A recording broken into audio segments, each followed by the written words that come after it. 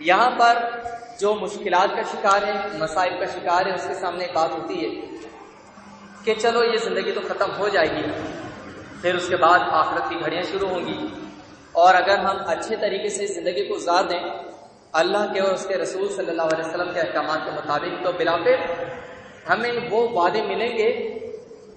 ان کا پورا ہونا ہمارے مقدر میں ہوگا جو کہ اللہ عز و جل نے ہم سے کیے ہیں، یعنی نیک لوگوں سے۔ تو اس زندگی کے مقابلے میں جو ایک لامتناہی سلسلہ ہے زندگی کا، کہ جو شخص جنت میں چلا گیا تو وہ سدا جنت میں رہے گا، اس کی کوئی لمٹ نہیں ہے، آپ اس کو انگلیوں پر یا کسی کیلکولیٹر سے، کمپیوٹر سے گن نہیں سکتے، شمار نہیں کر سکتے کہ وہ 10 لاکھ سال ہے، 10 ارب سال یا 10 کھرب سال ہے۔ اس دنیا کی بھی ایک زندگی ہے، سائنسدان بتاتے ہیں کہ یہ اتنے ہزار سال قبل کی یہ فاسلز ہیں، یہ چیز ہے، چٹان اتنے لاکھ سال قبل کی ہے، یہ درخت اتنے ہزار سال پرانا ہے،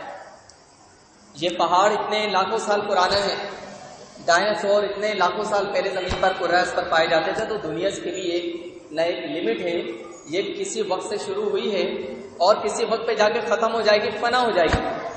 ساری مخلوق فنا ہو جائے گی، اور اس فنا کے بعد جب قیامت کے دن دوبارہ دوسری بار سور پھونکا جائے گا اور پھر انسان کھڑے ہوں گے اللہ کی بارگاہ میں اور حساب کتاب ہوگا، اور جنتیوں کے جنت میں جانے اور دوزخیوں کے دوزخ میں جانے کے بعد پھر موت کو ایک مینڈے کی صورت میں لا کر ذبح کر دیا جائے گا، اور یہ اعلان کیا جائے گا کہ اب یہ موت کسی کو نہیں آئے گی، جو جنتی ہیں موت ان کو بھی نہیں آئے گی، اور جو دوزخی ہیں موت ان کو بھی نہیں آئے گی۔ تو اس خبر کو سن کے دوزخی وہاں پر افسوس کر رہے ہوں گے، رو رہے ہوں گے کہ کاش کہ موت آ جاتی اور ہماری اس مصیبت سے جان چھوٹتی، جو دوزخ میں ہم عذاب کا شکار ہیں،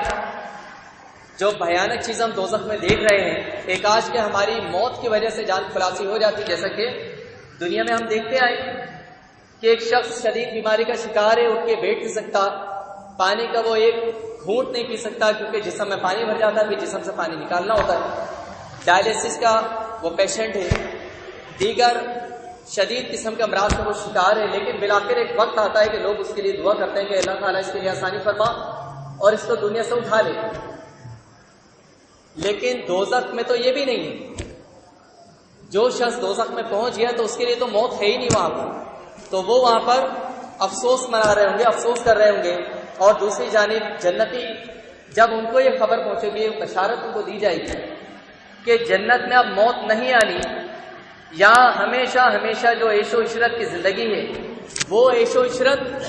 جس کا اللہ عز و جل نے ہمارے لیے وعدہ فرمایا ہے، اور جس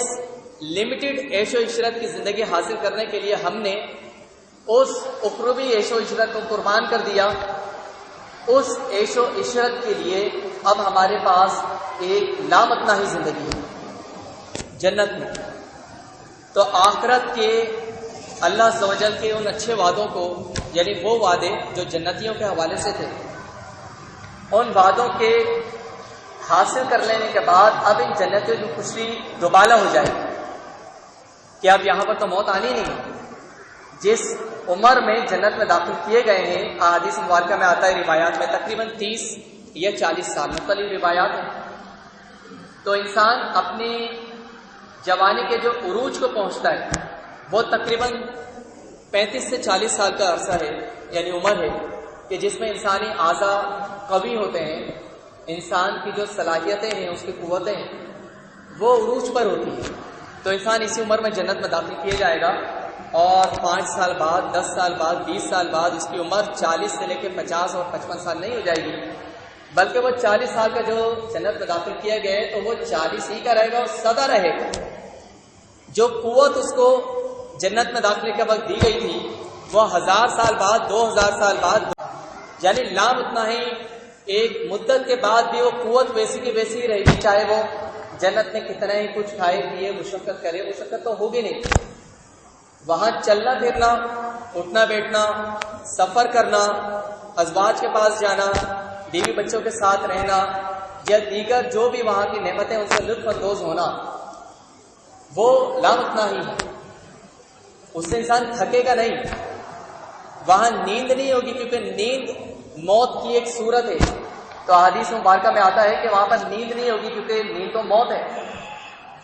تو انسان وہاں پر صرف عیش اور صرف عیش کرے گا جس کے لیے انسان کو پیدا فرمایا جائے.